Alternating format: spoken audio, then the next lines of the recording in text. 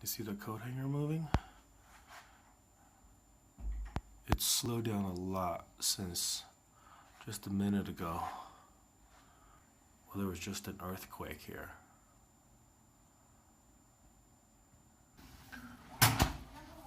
That's it. We are out of here. How did you guys sleep? Good. What Yeah? happened in the middle of the night? I slept no good. Oh. I slept like crap. But I remember one of our friends told us, evolutionarily speaking,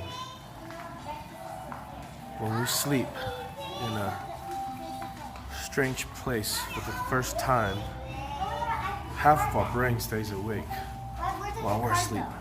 And I believe that. It doesn't happen to me though, in the truck camper or the Airstream. Come on, Luca. Because technically I'm not sleeping in a different place.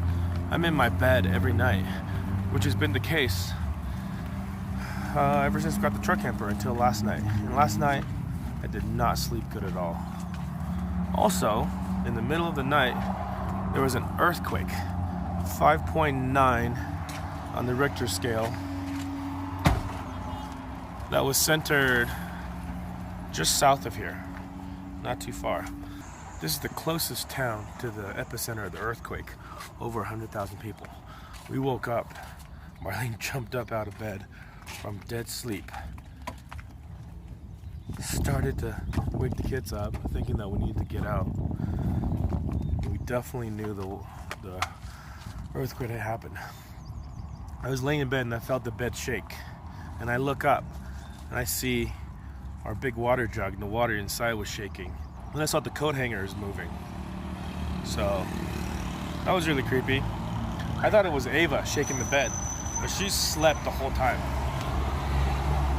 She did not wake up for the earthquake at all. Personally, I much rather sleep in here.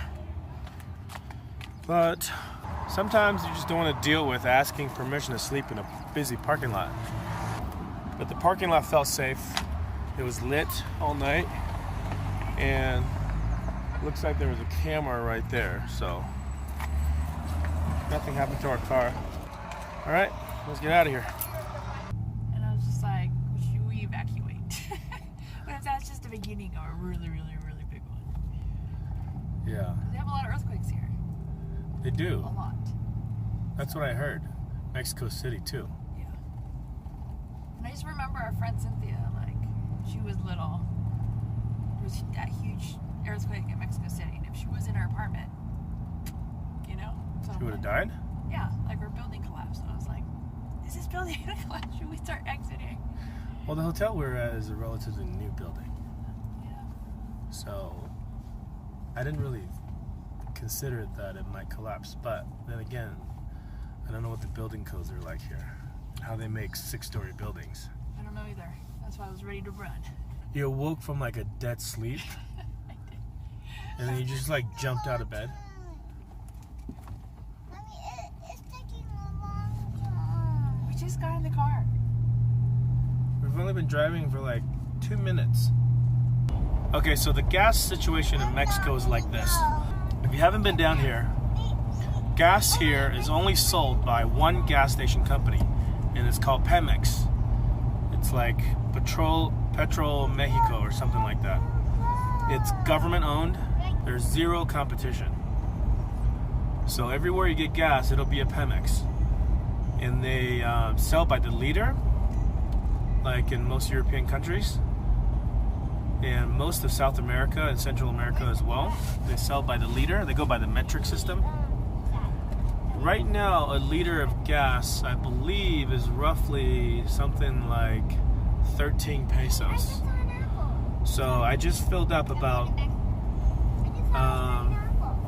maybe 100 liters, which is roughly 25 gallons, and I paid 1,420 pesos, which is roughly $80 and change. So that gives you kind of a ballpark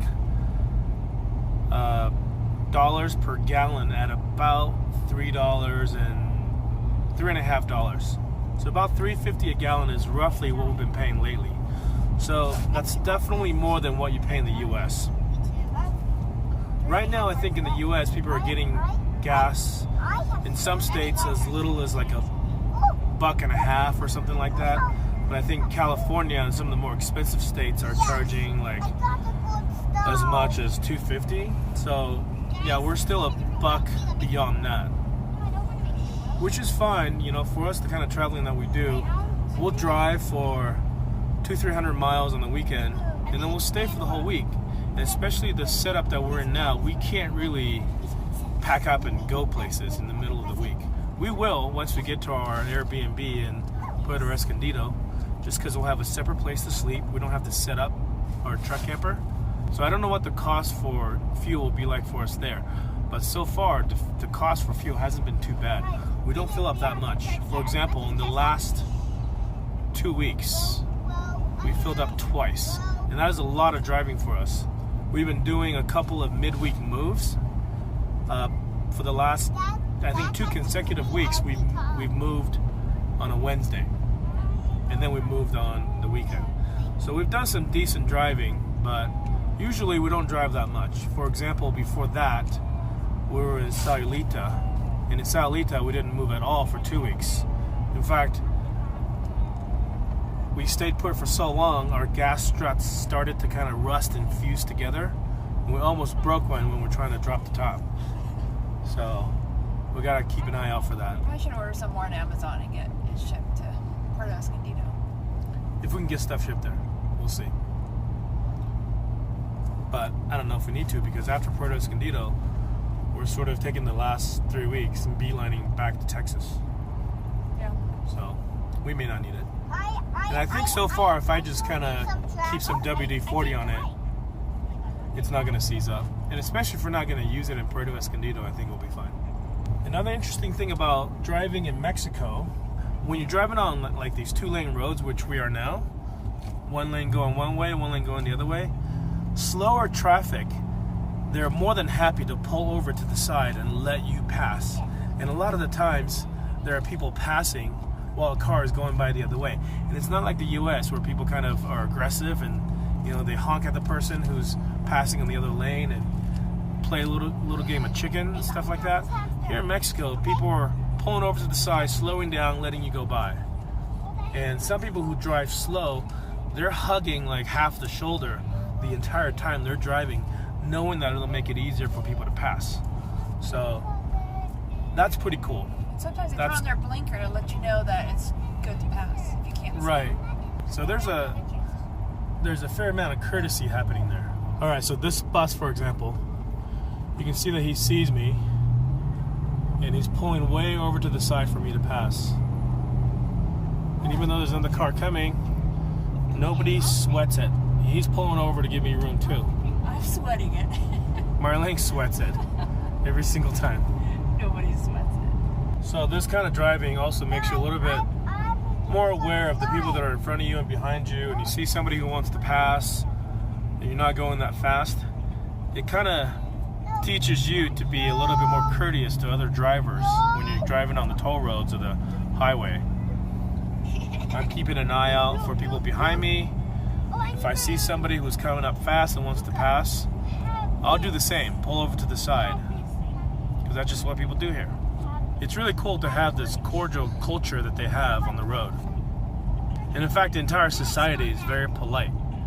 One thing specific that you'll notice if you come down here and you go to a restaurant, waiters and waitresses, when you're done with your meal, they never bring out the check. You always have to ask for the check, because it's kind of considered rude to give you the check and ask you to pay for the meal before you're ready. In the US, you're kind of used to it and you kind of want them to bring it to you so you can be ready to go and put the money down and walk away if you want to. But here, unless you ask, they'll just let you sit there.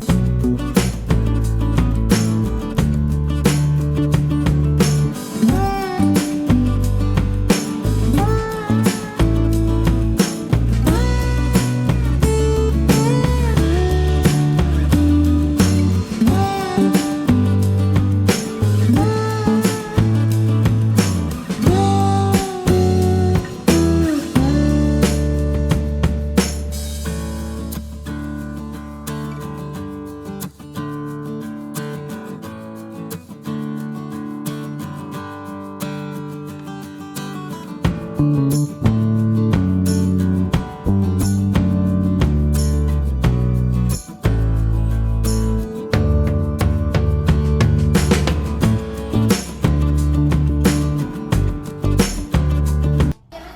we're at McDonald's.